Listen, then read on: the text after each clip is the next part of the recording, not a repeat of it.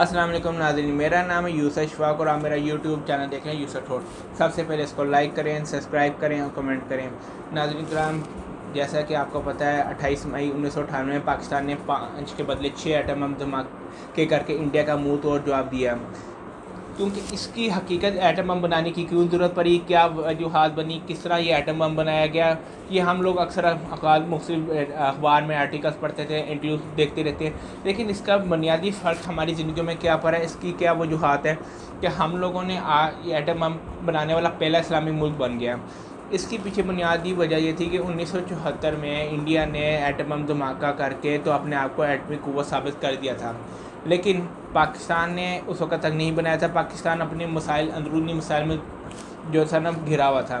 तो 1976 में उस वक़्त के वज़ीर-ए-आज़म ज़ुल्फ़िकार अली भुट्टो ने ये ऐलान किया कि पाकिस्तान एटम बम बना के रहेगा, चाहे उन्हें घास खानी पड़े। इसकी सज़ा अमेरिका ने उस सज़ाए मौत दिलवा के दी। जो भी मामला चले वह सख्त तरीक़ का हिस्सा है। उसके बाद ज़ियाउल हक़ ने भी इस मिशन को कंटिन्यू किया। उसके बाद बेनज़ीर भुट्टो, नवाज़ शरीफ, फिर बेनज़ीर भुट्टो, नवाज़ शरीफ, जनरल मुशर्रफ, उनके दौर में आने वाले तीनों वज़ीर-ए-आज़म मीर ज़फ़रुल्लाह खान जमाली मरहूम, शौकत अज़ीज़, शुजात हुसैन, उसके बाद फिर यूसुफ रज़ा गिलानी, नवाज़ शरीफ, फिर इमरान खान, सब ने इसको कंटिन्यू किया। लेकिन 1998 में धमाके करने की वजह क्या बनी? क्योंकि ये ऑलरेडी शायद लोगों को इल्म हो कि ना हो, पाकिस्तान 1984 में ऑलरेडी न्यूक्लियर पावर बन चुका हुआ था, लेकिन उन्होंने धमाके नहीं किए थे क्योंकि ये वो करने की उनको ज़रूरत नहीं समझी थी। क्योंकि इंडिया में अपने अंदरूनी खलफशार था, पाकिस्तान जो सोवियत यूनियन की मसलों में घिरा हुआ था, इस वजह से पाकिस्तान ने एटम धमाके करने की ज़रूरत नहीं पड़ी। नाज़रीन, 11 तारीख थी शायद मई की या 13 तारीख थी, अब मुझे कंफर्म नहीं पता। तो उस वक़्त के इंडियन के वज़ीर-ए-आज़म ने, अटल बिहारी वाजपेयी ने 5 एटम बम धमाके करके सब पाकिस्तान को आंखें दिखाने की कोशिश की।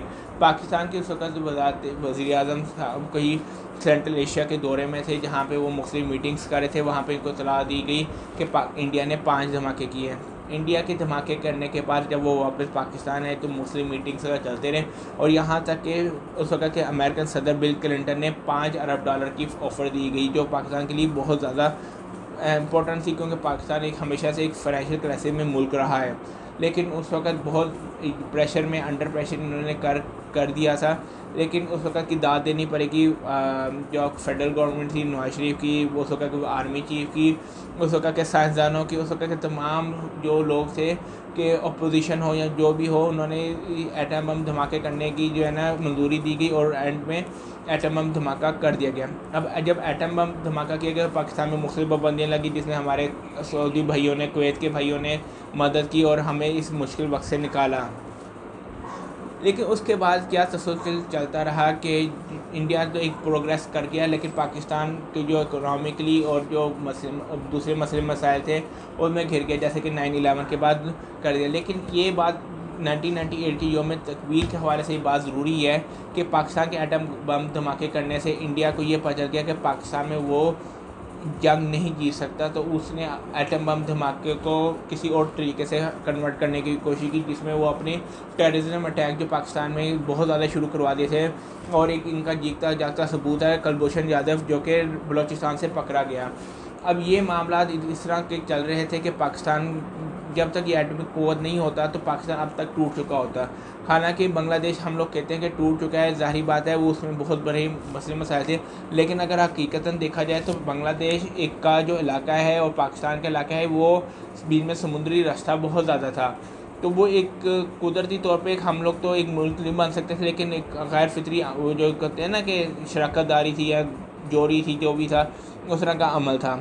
तो जब बांग्लादेश हिलाता हो गया, उसके बाद पाकिस्तान का जो पूरा इलाका है वो एक ही सरजमीन में है, और 4 सूबे और 2 जो सूबे जो इलाके हैं आज़ाद जम्मू कश्मीर और गिलगित बल्तिस्तान पाकिस्तान के हिस्से हैं। और इंशाल्लाह अनकरीब आप ये भी देखिएगा कि जो इंडियन ऑक्यूपाइड कश्मीर है वो भी पाकिस्तान का हिस्सा बन जाएगा, श्रीनगर उसका दारुल हुकूमत होगा। तो इसी तरह के मामलात में इंडिया ने पाकिस्तान में जो है ना टेररिज्म फैलाया, लेकिन इंडिया अपनी फ़ौजी कार्रवाई यहाँ पे नहीं कर सकता, क्योंकि उसको पता है कि पाकिस्तान के पास एटम बम धमाका है, और एटम बम पाकिस्तान जब चलाएगा तो इंडिया पूरा कभी भी डिस्ट्रॉय हो सकता है, क्योंकि पाकिस्तान के जो एटम बम है वो इंडिया के एटम बम से 10 गुना ज़्यादा बेहतर है और नई टेक्नोलॉजी के साथ हैं, क्योंकि इंडिया के जो वार हेड थे अब जाके वो अमेरिकन वार हेड के साथ चला रहे हैं और पाकिस्तान ने शुरू से वार हेड रखे हैं वो अमेरिकन सिस्टम के साथ रखे हुए हैं।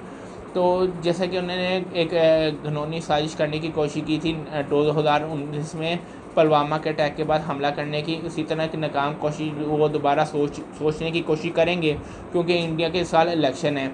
लेकिन उम्मीद है कि पाकिस्तान जो एक इस्लामिक मुल्क है और यौम तकबीर के हिसाब से हमारी जो कल का दिन हमारा जो दिन मनाया जाता है 28 मई को, उस चीज़ को याद रखते हुए वो पाकिस्तान में हमला करने की गुस्ताखी नहीं करेंगे। और अगर वो गुस्ताखी करेंगे तो इंडिया को ये याद रख लेना चाहिए कि आज वो दुनिया की 5वीं वर्ल्ड इकॉनमी है। ये ना हो कि वो 100वें नंबर पर चला जाए सिर्फ अपनी गलती एक नादानी की वजह से।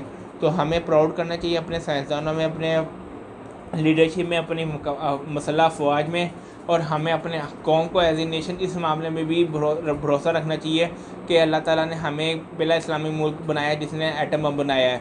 तो उम्मीद है कि ये एटम बम हमें जब तक क़यामत से करीब जब क़यामत आएगी तब तक हमें इस अल्लाह ताला इस मुल्क की हिफाजत करता रहेगा। टिल नेक्स्ट वीडियो, अल्लाह हाफ़िज़, अस्सलाम वालेकुम व रहमतुल्लाहि व बरकातुहू।